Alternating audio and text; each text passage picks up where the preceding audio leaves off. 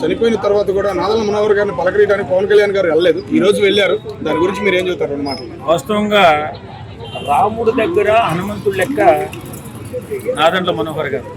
పవన్ కళ్యాణ్ గారు రాజకీయాల్లోకి వచ్చిన తర్వాత ఎంతోమంది ఎన్నో విధాలుగా విమర్శిస్తూ కులాన్ని కూడా ట్రోల్ చేస్తూ క్యారెక్టర్ అసాసినేషన్ చేసి తక్కువ చేసి మాట్లాడినా సరే పవన్ కళ్యాణ్ గారు వెంటే ఉండి కష్టాలలో సుఖాలలో అన్ని రకాలుగా అండగా ఉన్నటువంటి వ్యక్తి ఎవరైనా ఉన్నారంటే నాదెండ్ల మనోహర్ గారు.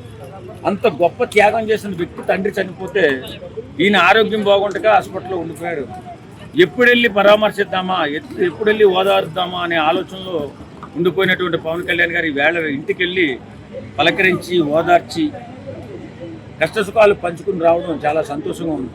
స్నేహం అంటే సుఖాల్లో కలిసి ఉండడమే కాదు, కష్టాల్లో కలిసి ఉండడం, కష్టాలను కూడా పంచుకోవాలనేటటువంటి ఆలోచన ఉన్నటువంటి వ్యక్తి పవన్ కళ్యాణ్ గారు. కాబట్టి ఈవేళ పవన్ కళ్యాణ్ గారు మన నాదెండ్ల మనోహర్ గారి ఇంటికి వెళ్ళి పరామర్శించడం జరిగింది. ఖచ్చితంగా పార్టీకి 24 గంటలు అందుబాటులో అండగా ఉన్నటువంటి వ్యక్తి మనోహర్ గారు. పవన్ కళ్యాణ్ గారు ఏ ఇబ్బంది ఉన్నా, ఏ అవకాశం లేకపోయినా, ఎక్కడికన్నా వెళ్ళినా, ఏదన్నా సినిమా షూటింగ్లో ఉన్న పార్టీని భుజాన వేసుకుని ఎక్కడా కూడా ఏ తప్పు జరగకుండా, ఎక్కడా కూడా సహాయ కార్యక్రమాల్లో ఇబ్బంది లేకుండా, చేస్తున్నటువంటి పనుల్లో ఇబ్బంది లేకుండా చంద్రబాబు నాయుడు గారితో కూడా కోఆర్డినేషన్ చేసుకుని ముందుకెళ్లే వ్యక్తి నాదెండ్ల మనోహర్ గారు. కాబట్టి ఆయన అంటే ఈయనకి అంత ప్రేమ, ఈయనంటే ఆయనకి అంత ప్రేమ. వీళ్ళ స్నేహం ఇంకా ముందు ఇలా కొనసాగిద్ది అంటారు? ఖచ్చితంగా 100%. వీళ్ళు ఇద్దరు ఎలా అయ్యారంటే ఒక సందర్భంలో ఎక్కువ ఆంధ్రప్రదేశ్లో కులాల మధ్య కుమ్ములాట్లు ఎక్కువగా ఉంటాయి. పవన్ కళ్యాణ్ గారు సామాజిక వర్గం కానీ, నాదెండ్ల మనోహర్ గారి సామాజిక వర్గం కానీ కొంచెం ఇబ్బందుల్లో ఉన్నప్పుడు పవన్ కళ్యాణ్ గారు ఒకటే చెప్పారు, ఒరే స్నేహానికి కులం ఉండదురా, మతం కూడా ఉండదు, ఎదవల్లారా.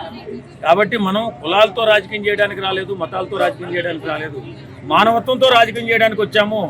ఇది గుర్తించుకుని అందరూ కూడా హాయిగా ఉండాలని చెప్పినటువంటి వ్యక్తి పవన్ కళ్యాణ్ గారు, మనోహర్ గారు. నిజంగా వీళ్ళిద్దరి స్నేహం కలకాలం ఇలా ఉండాలని, రాజకీయాలలో అత్యున్నత స్థాయికి వెళ్ళి ప్రజాసేవలో నిరంతరం తిరుగుతూ ప్రజల కష్టాల్లో పాలు పంచుకుంటూ ఎలాంటి బాధలు లేకుండా ఆంధ్ర రాష్ట్రాన్ని ఆదుకోవాలని మనస్ఫూర్తిగా కోరుకుంటున్నాం. Okay sir. అట్లాగే నాదెండ్ల మనోహర్ గారి నాన్నగారు భాస్కర్ రావు గారు ఆ రోజు ఆ కాలంలో ఎన్టీ రామారావు గారికి వెన్నుపోటు పొడిచాడు. ఈయన కూడా ఎప్పుడో ఒకటి పొడతాడు, అప్పుడు తెలుసుకుంటారు పవన్ కళ్యాణ్ గారు అని కొంతమంది విమర్శలు చేస్తున్నారు. దాని గురించి ఏమంటారు? ఇప్పుడు తండ్రి లెక్కే కొడుకు తయారవ్వాలని రూల్ ఏం లేదే. తండ్రి మనస్తత్వం ఇప్పుడు ఆయన ఎన్నిపోటు పొడిచాడో లేకపోతే అప్పుడు ఉన్నటువంటి పరిస్థితులు ప్రభావం ఎవరు చూశాడు?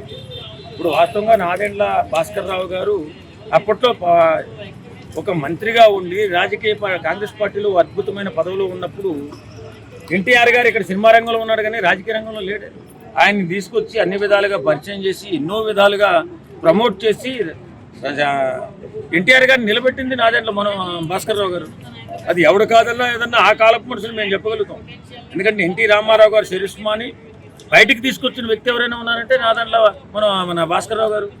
అది కాదనలేని సత్యం. అది ఆయన వచ్చిన తర్వాత ఆయన ప్లాన్లు, ఆయన రాజకీయాల్లో ఎలా ఉండాలో, రాజకీయాల్లో ఏ రకమైన ఎత్తులు పై ఎత్తులు వేసుకుంటూ ముందుకెళ్తే మనం విజయం సాధించగలము నేర్పుకుంటూ పక్క నుండి పోటీ చేసి సీఎం చేశాడు. తదుపరి పరిణామాల్లో భాస్కర్ రావు గారిని పక్కన పెడదామని ప్రయత్నం చేసినటువంటి నందమూరి తారక రామారావు గారిని తోసి ఆయన రాజకీయాన్ని లాక్కున్నాను. నేను కూడా నీతో సమానంగా నేను సాధించనుండే, నాకు అవకాశం లేకుండా నువ్వెక్కడ ఉంటావు అంటే ఆయన మొండోడు, ఈయన జగముండి. కాబట్టి ఆయన మొండితనం వదలలేదు కాబట్టి పదవి లాగేసుకుని పక్క దోశారు. తర్వాత ఆ పదవిని మళ్ళీ మన ఎన్టీ రామారావు గారు అద్భుతమైన మెజారిటీతో కలిసి మళ్ళీ పదవిని అలంకరించారు. ఏదేమైనా భాస్కర్ రావు గారికి ఇక్కడ మనోహర్ గారికి పోల్చకూడదు. ఎందుకు పోల్చకూడదు? ఈయన రాజకీయం మొదలుపెట్టిన దగ్గర నుంచి కూడానే ఉన్నాడు. ఎప్పుడు కూడా పదవులకు ఆశించా. ఎంతోమంది అతను కమ్మోడు కదా, నువ్వెందుకు పక్కన పెట్టుకున్నావు అని చెప్పి కాపులంటే కమ్మ కాపు ఉండదు రబ్బాయి, రాజకీయాల్లో మంచితనం ఉంటుంది, నేను చాలా మంచోడు అని చెప్పి అద్భుతంగా కూడా తిప్పుకొని ఎంతమంది ఎన్ని మాటలన్నా మేమంతా దూరం అవుతామని చెప్పినా మాది స్నేహం మీకు అవతలలో తెలిపోవచ్చు అని చెప్పి నిర్భయంగా చెప్పినటువంటి వ్యక్తి పవన్ కళ్యాణ్ గారు. అలాంటి వ్యక్తిని మోసం చేస్తాడంటే మోసం చేయడానికి అక్కడ ఏం లేదు.